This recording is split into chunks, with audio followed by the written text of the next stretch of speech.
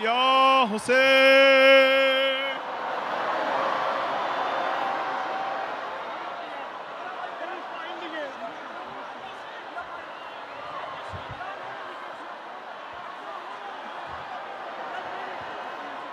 اصلا نمیشه باورم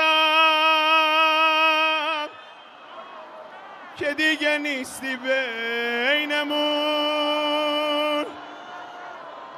قصه یکی دوتا که نیست، تو رو گرفتن ازمون، تو رو گرفتن،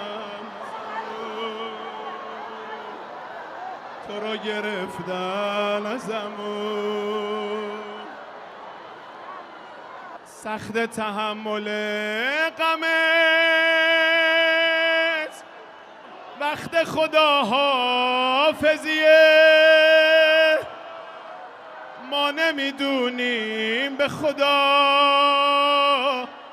رسم ودا با تو چیه، رسم ودا با تو چیه.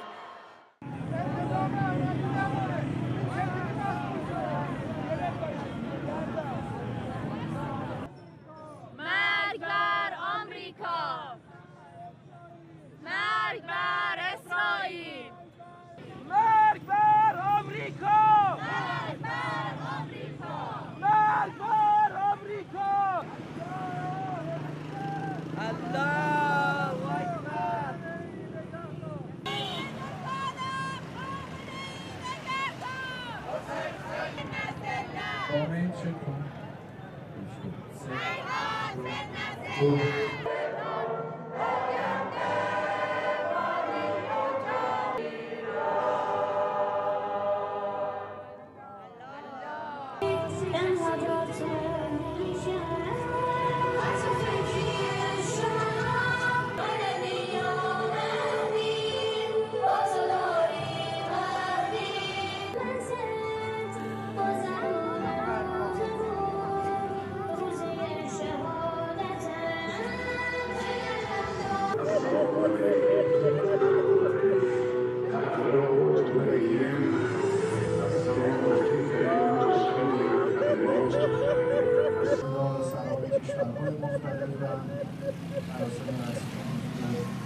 کوچکترین چیز این که به هر حال روتین زندگی، طبیعی زندگی که شاید اصلا خواب طبیعی نمیتونه آدم داشته باشه، استرسی که داره یک از اعضای خانواده وقتی میخوام برم بیرون آدم نگرانه که